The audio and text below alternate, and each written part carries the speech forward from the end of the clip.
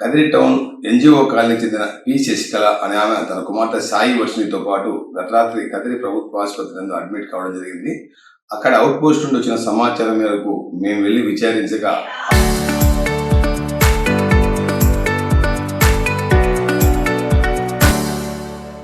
ఆమె తన భర్త లాయర్ గా పనిచేస్తాడని, అంతేకాకుండా జనసేన పార్టీ నియోజకవర్గ ఇన్ఛార్జ్ గా పనిచేస్తాడని, ఈ క్రమంలో గత కొద్ది కాలంగా తనను తన కుమార్తెను ఇబ్బంది పెడుతున్నాడని, అంతేకాకుండా ఆ విషయాన్ని ప్రశ్నించేందుకు గత రాత్రి తనను ఇనుపరాడు తీసుకుని కొట్టి గాయపడటం జరిగిందని, అడ్డు వచ్చిన తన కుమార్తె సాయి వర్షిని కూడా కొట్టి గాయపడటం జరిగిందని ఆమె ఇచ్చిన ఫిర్యాదు మేరకు కదిరి టౌన్ పోలీస్ స్టేషన్ లో కేసు నమోదు చేసుకోవడం జరిగింది. నా భర్త న్యాయవాది బైదర్ ప్రసాద్, ఇన్ఛార్జ్ జనసేన కదిరి.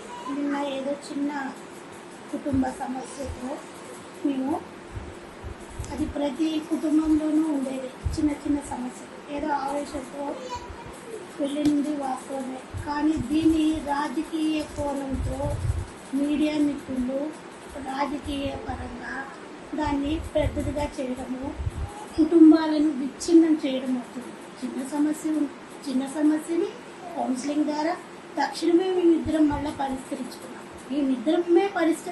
మళ్ళీ మూడో వ్యక్తి కూడా లేదు, కలిసిపోయినాం. ఇప్పుడు దీనికి, ఈ డ్యామేజ్కి మీడియా కానీ రాజకీయ పరంగా కానీ ఎవరు బాధ్యులు? మళ్ళా కలిసి మేము ఈ మీడియాలో వచ్చిన ప్రచారాన్ని, మళ్ళా నా బిడ్డ ఈ వర్షిని మానసికంగా కుంగిపోతుంది.